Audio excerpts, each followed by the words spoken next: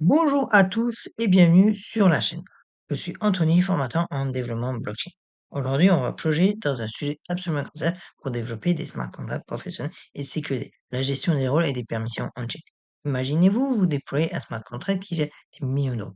Comment vous assurez-vous que seules les bonnes personnes peuvent effectuer les actions critiques? Comment gérer une équipe avec différents niveaux d'accès? Comment déléguer certaines responsabilités sans compromettre la sécurité? C'est exactement ce qu'on va voir ensemble.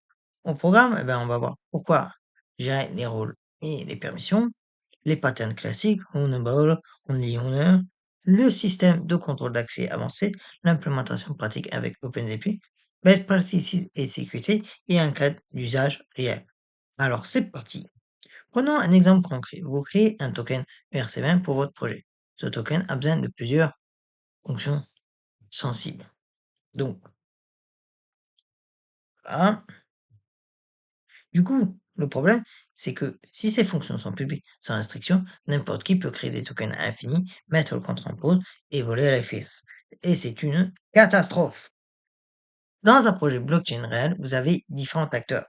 Le owner, donc contrôle total, qui peut tout faire, les admins, qui gèrent les opérations quotidiennes, les minters qui créent de nouveaux tokens, les moderators, qui peuvent bannir des utilisateurs, et les posers, qui peuvent mettre en pause en cas d'urgence.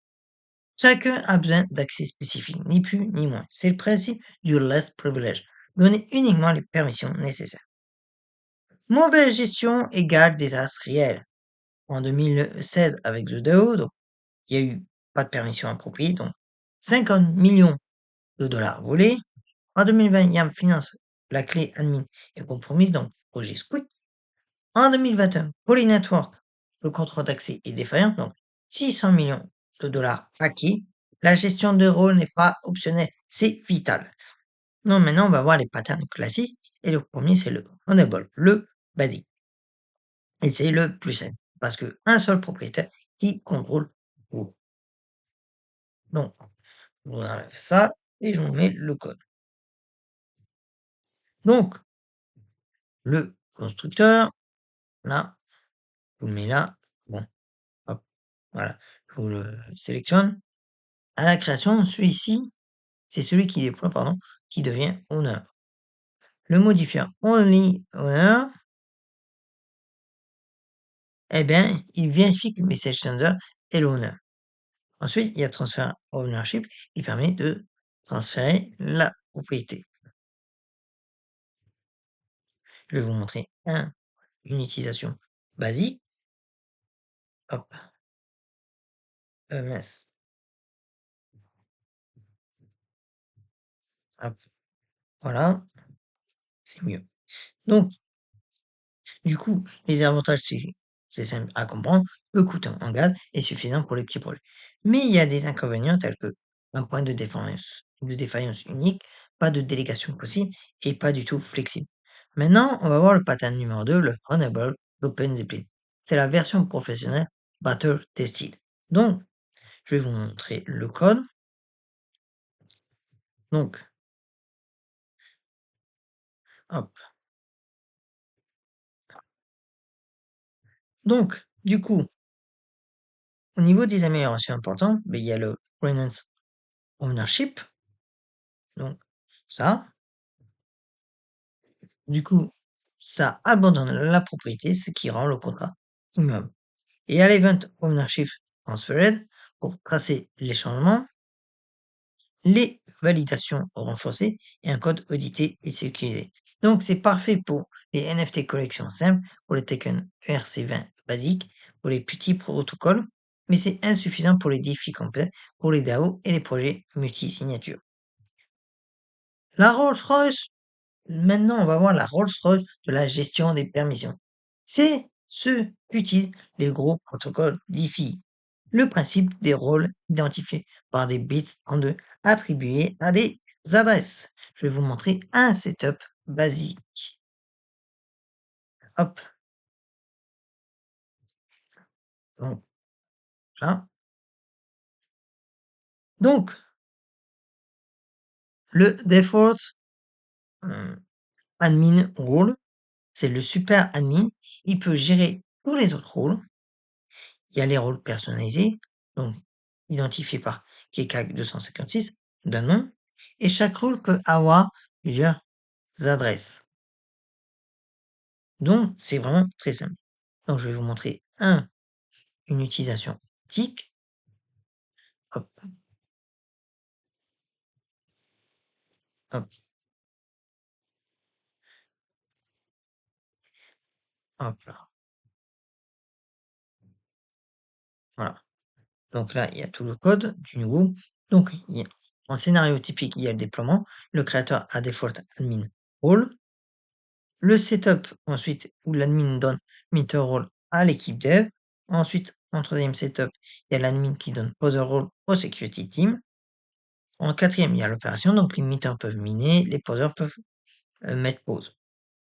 En 5, il y a la révocation, vu que l'admin peut retirer les rôles si nécessaire. Maintenant, on va voir la puissance d'access control et créer des hiérarchies. Donc, je vais devoir quand même effacer un peu mon bazar, parce que sinon, ça va être vraiment le flou. Hop, zut, hop, hop, attendez. Si j'enlève tout, voilà. Donc, je vais vous parler de la hiérarchie, euh, donc, de ce code. Donc, il y a le default admin role, donc c'est le père admin. Ensuite, il y a le admin role qui peut gérer les rôles en dessous. Et ensuite, il y a le meter, donc l'opérateur rôle. Donc, c'est vraiment très simple parce que c'est de la délégation de pouvoir on-chain. Maintenant, on va créer une marketplace NFT complète avec un système de rôle. Bien évidemment, on va y aller très vite parce que ça vraiment, c'est pas un projet complet, mais c'est juste pour vous montrer la partie avec les rôles. Hop. Donc, du coup, je vais vous montrer. Hop. Tac.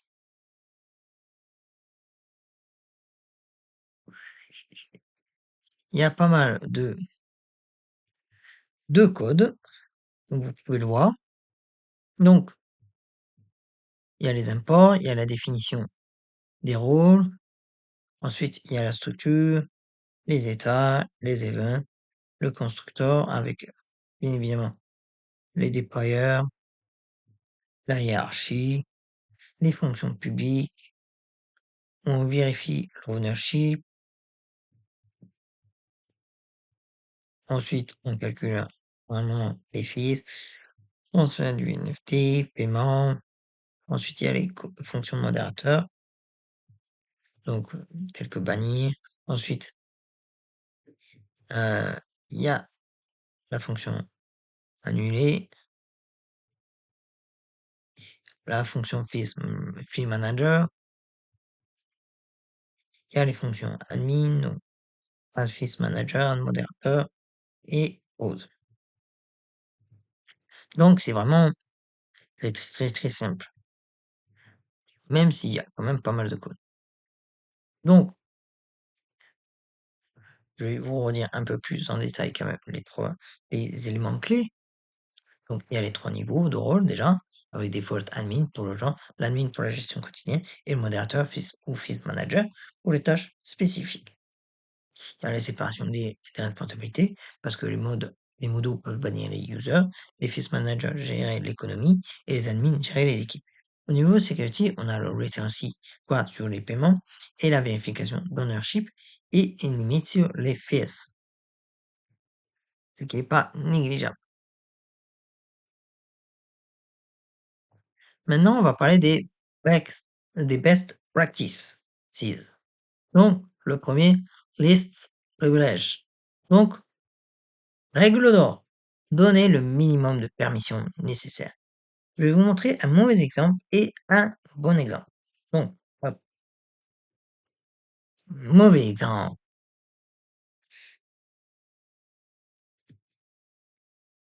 Et là, le bon. un exemple, mince, si je le mets en haut alors que je parle du bas, parce que là, vous voyez, il y en a un, il y a le role meter qui s'occupe du minting service et le poser qui s'occupe, qui et du coup, bah, il vient à la team de sécurité. Le deuxième principe, c'est le multisig pour les admins. Ne jamais utiliser une seule adresse EOA comme admin principal. La mauvaise pratique, c'est admin égale MetaMask d'une personne. La bonne pratique, c'est Gnosis Safe de 3 à 5 signatures. Donc là, je vais vous montrer un code. Tac, et voilà. Ensuite, le troisième principe, c'est le time lock pour les changements critiques. Ça, c'est vraiment important. Donc, du coup, les changements importants doivent avoir un délai. Hop, voilà. Bénéfice de ça, c'est que la communauté a le temps de réagir avant un changement malicieux.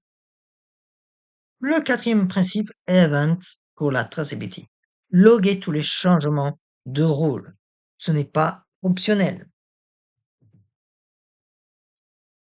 Même si je risque de passer au low rule, même si j'en ai l'habitude. Comme ça, il y a un monitoring off-chain pour détecter les activités suspectes. Le cinquième, test exhaustif. Tester tous les scénarios de permission. Donc, je vais vous montrer un exemple de code. Parce que là, les tests, ce n'est vraiment pas non plus optionnel. Et maintenant, on va voir un cas d'usage réel. Donc, Uniswap V2. Donc, le pattern utilisé, c'est un Roundable simple avec Renance Ownership. Donc, Uniswap a volontairement renoncé à l'ownership après le déploiement. Donc, c'est un protocole immuable, comme vous pouvez le constater. Pourquoi? Bah, parce qu'il y a déjà un maximum de décentralisation et de confiance. Alors, on va rapidement voir un deuxième, celui de HAHA. Le pattern utilisé, c'est Access Control plus Timelock plus Gouvernance. Donc, la communauté vote. Ensuite, il y a la Governance Contract, un Timelock de 48 heures, un protocole Admin Access Control et un contrat à. Il y a plusieurs rôles, Pool Admin pour gérer les paramètres de pool, Emergency Admin pour la pause d'urgence et le Risk Admin pour les paramètres de risque. On va avoir un troisième, Compound. Donc, le pattern utilisé, c'est Custom Governance plus Admin per contrat. Chaque contrat a donc son propre admin, tous contrôlés par le timelog de gouvernance. Je vais vous montrer un exemple de ce que ça donne. Hop. Et voilà. Ce qu'on a vu aujourd'hui, bien déjà, pourquoi gérer les rôles est crucial. L'ownable pour les cas simples, l'access control pour les systèmes complexes, l'implémentation complète d'une marketplace, du moins sur les access control, les best practices de sécurité et des cas réels de protocole DeFi. Les points clés à retenir, less privilege, le minimum de permission, le multisig pour les admins critiques, le time look pour les changements importants, les events pour tout tracer, les tests exhaustifs avant la prod. Et pour aller plus loin, vous avez la doc OpenZPin Access Control, le Smart Contract Security Gear, Pile of Bits Not So Smart Contracts, et je vous ferai une prochaine vidéo sur la gouvernance on-chain et les DAO. Et j'ai un petit challenge pour vous. Et un système de DAO avec membres qui peuvent voter, exécuteurs qui peuvent exécuter les propositions, pardon, et les guardians qui peuvent veto. Et utiliser Access Control et partager votre code sur GitHub et envoyer le lien dans les commentaires pour qu'on puisse tous en parler. ou que je puisse, vous faire un retour si vous le voulez. Et voilà, j'espère que cette vidéo vous a aidé à comprendre comment sécuriser vos smart contracts avec un système de rôle robuste. Si vous avez des questions, n'hésitez pas en commentaire, je réponds à tout le monde.